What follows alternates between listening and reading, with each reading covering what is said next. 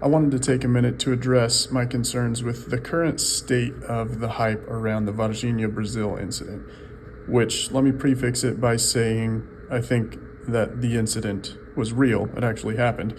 Craft, creatures, recoveries, captures, like the whole thing. Like, I think it really happened. I have a few concerns with a couple of the witnesses. They're not major concerns. I think these people are real witnesses.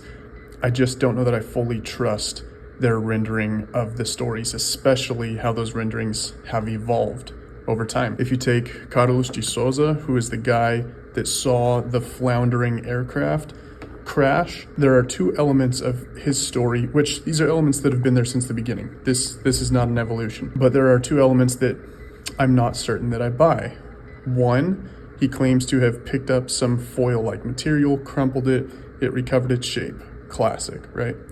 Two, his Men in Black encounter at the gas station shortly after visiting the site of the crash. The foil story I'm skeptical of for a few reasons. Firstly, because there's a pretty well-documented provenance of misunderstanding and of outright false claims that led to the association of this memory foil thing with the Roswell incident. Now, the heart of this misunderstanding is Jesse Marcel Sr.'s original testimony about a material that could not be dented or folded or bent or damaged in any way, no matter what kind of force was applied to it. Testimony which in some cases he seems to have derived from Mac Brazel's claims, and in other cases he seems to have offered as though that were his experience with the material. Long story short, I've become pretty well convinced that the idea of this memory foil is fictitious. I've seen the evolution of that idea. I've seen its vigorous use as a reference by people who are known to have fabricated stories about their experience with the Roswell event. And in simple terms, none of the people who could be considered reliable first-hand witnesses to the material ever testified of such a thing about it. Many unreliable claimants and many people that we have reasonable suspicion never actually handled the material. But because of the popularity of this idea of this specific exotic material and its very close association with the most famous, most well-documented UFO event in history, it's the first thing that charlatans reach for in an attempt to legitimize their claims. So I'm always wary of that one, including in Carlos de Souza's story. Why he would bend down to pick up a pretty unremarkable looking shred of material when he is suffocating from exposure to noxious fumes and worried about the safety of potential occupants of the downed vehicle doesn't really make sense to me. But he claims he picked up this foil amid all of this chaos and thought, oh, I'll fold it up and put it in my pocket. And then when he went to slip it in his pocket, it rebounded into its full shape again. It just doesn't track logically for me, and again, this type of claim has a long history of misuse. Additionally, Carlos has over time varied his description of the encounter with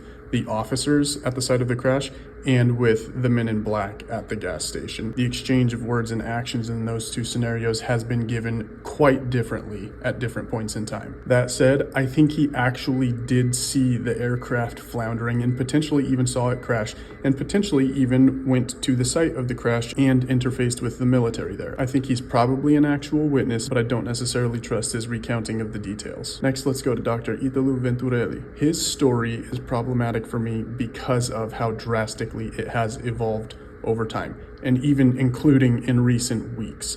Every time he is asked something, whether by the documentary crew or by people at a Q&A like at this recent press club event, he leans into whatever suggestion is posed by the question. No matter what the question is, it's always, oh yeah, definitely.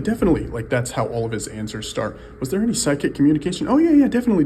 Do you think the being had a full working knowledge of mankind? Oh yeah, definitely. And the way more gravity is added to the story every time he recounts it is something that I don't trust. It went from he saw a video to he actually saw the thing in person, and then to square those two claims, he says that he saw the video first in one half of the room, and the live being was actually on the other side of a partition, which was revealed to him just afterwards. So then he had his first-hand encounter with it. But it goes from I saw a video to I saw the being in real life to the being definitely communicated to me through its gaze, to I know this being is incapable of malice, to there was a major time dilation while I was locked in its eyes, in which there was an exchange of thorough understanding. The story keeps evolving. Now, I speak Portuguese, I know Brazilians well, I know how they sound when they're spinning something out of nothing, and that's exactly how Dr. Venturelli sounds when he elaborates on his claims about this encounter. If I had to guess, I'd say he just saw a video of the being, and he is trying to make something more out of that than what it was. Also, it seems to just be taken as a given now that this being was going around psychically communicating with anyone that it encountered, and I'm pretty sure that that's not true, because the testimonies that we derive that from are sometimes misconstrued or a little bit led in that direction. So with the young girls that encountered the creature, I think both Katya and Valkyria said that they saw fear in its eyes, and James Fox made sure to stretch that out into it was communicating fear to them, it was asking them for help. They never said that. The closest thing to that was in their interview with John Mack back in '96. One of them said